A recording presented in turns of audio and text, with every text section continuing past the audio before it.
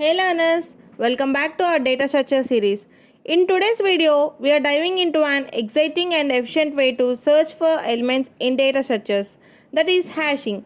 This technique is widely used in many applications to speed up searches, and today we will understand how it works and why it is so powerful. When it comes to searching in data structures, there are a few techniques you might be familiar with, like linear search, binary search, and even search trees. But here is the thing, the time these methods take to find a particular element often depends on the number of elements you are dealing with. For example, a linear search is an unsorted array of n elements, would take big O of n time. Binary search improves on that for sorted arrays, taking big O of log n time. Similarly, in a binary search tree, the search time is also big O of log n for n elements. But here is the issue. As the number of elements grows, the time it takes to find any specific item increases. So while binary search and search trees improve upon linear search, they still can't keep up when the data grows rapidly. This is where hashing offers a unique solution. In the next section, we will explore how hashing can improve the efficiency of data retrieval regardless of dataset size. Now let's understand hashing and how it addresses the drawbacks of traditional searching techniques. Hashing is a popular method to locate a particular item quickly in a large dataset. Its key advantage is that it greatly reduces the number of comparisons needed to find a specific element. Unlike linear or binary search, the time it takes to search in a hashed dataset is practically independent of the dataset size. With hashing, the search operation can be done in constant time or big O of 1 complexity. This is possible because each data item is mapped to a unique spot in a data structure called a hash table. Hashing mechanism. Here how it works.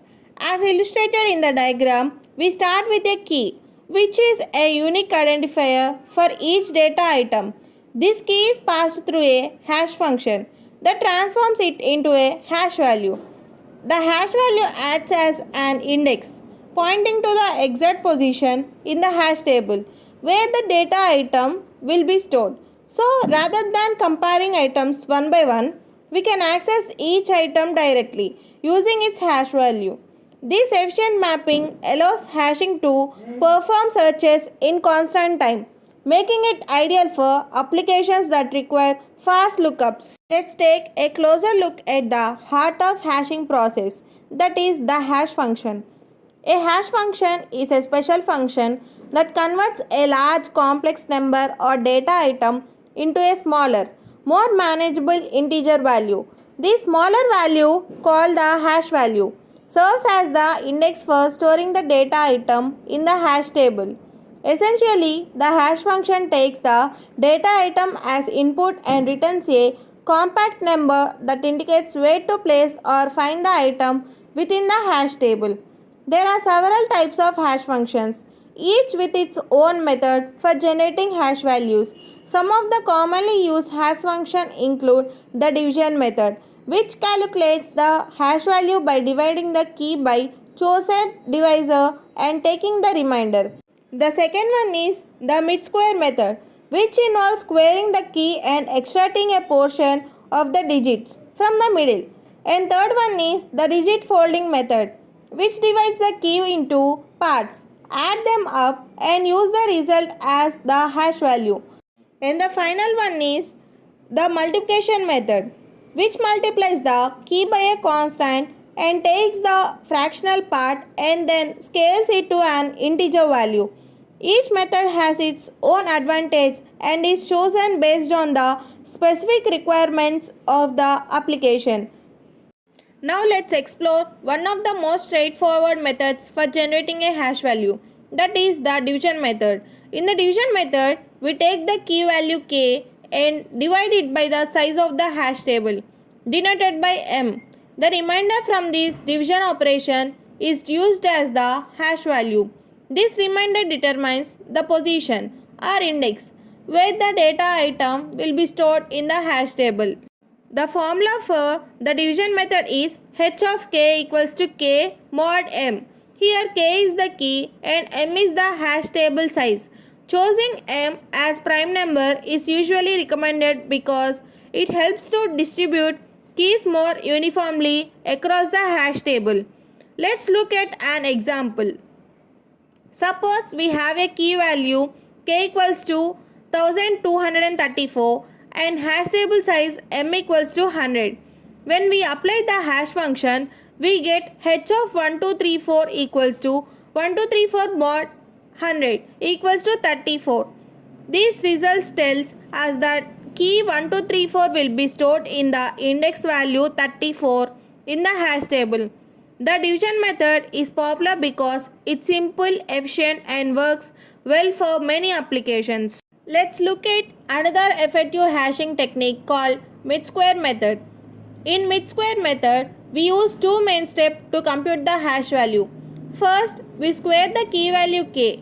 This gives us a larger number which often has more digits. Then we extract the middle r digits from the squared result to as the hash value.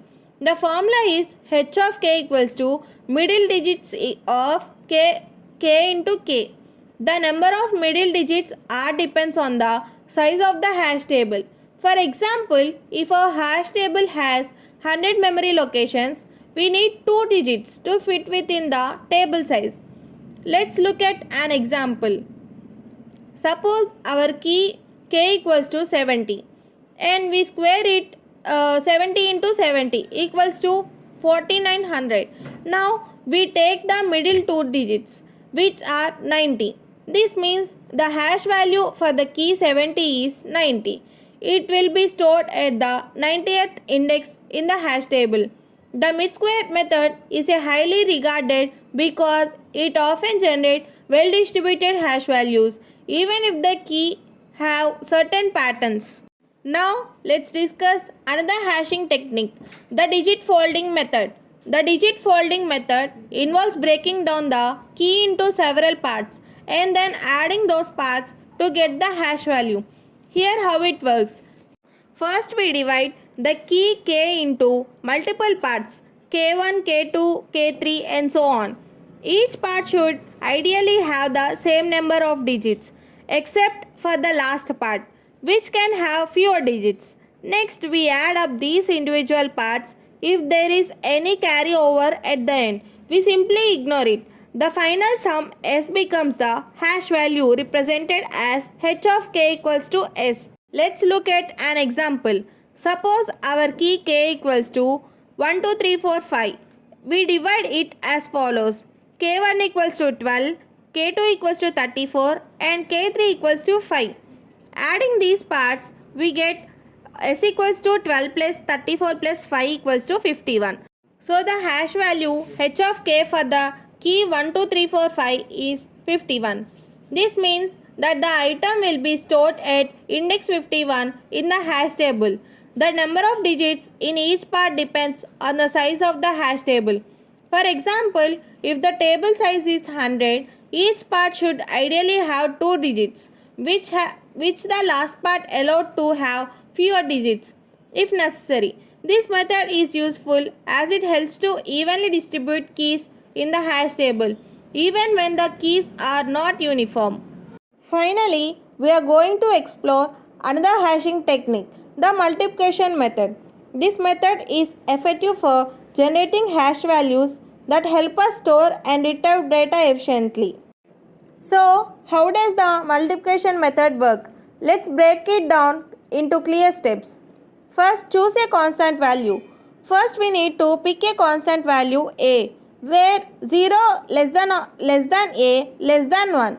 For our example, let's use a equals to 0.357840. Then multiply the key. Next we multiply our key value. Let's say k equals to 1, 2, 3, 4, 5 by a.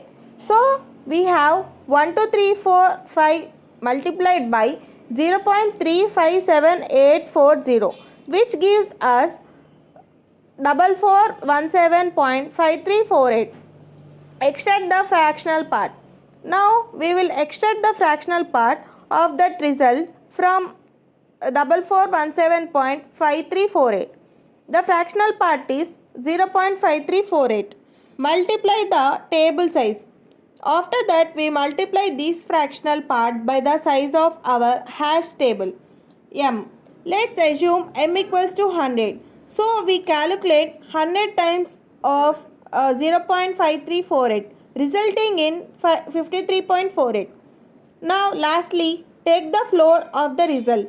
Finally, we take the floor of that value. The floor function rounds down to the nearest whole number. So we get h of 1234 equals to 53. And there you have it. The hash value for our key using the multiplication method is 53, which means the item will be stored at index 53 in the hash table. This method is great for ensuring a good distribution of keys, minimizing the chances of collisions. Thank you for watching this video on hash table representation. In our next video, we will learn about collisions in hashing and explore some collision resolution techniques. If you found this content helpful, please give it a thumbs up. Subscribe to my channel for more programming tutorials and share it with your friends who might find it helpful. Feel free to leave your thoughts and questions in the comment section below. I would love to hear from you. Thanks again for joining me, and I will see you all in my next video.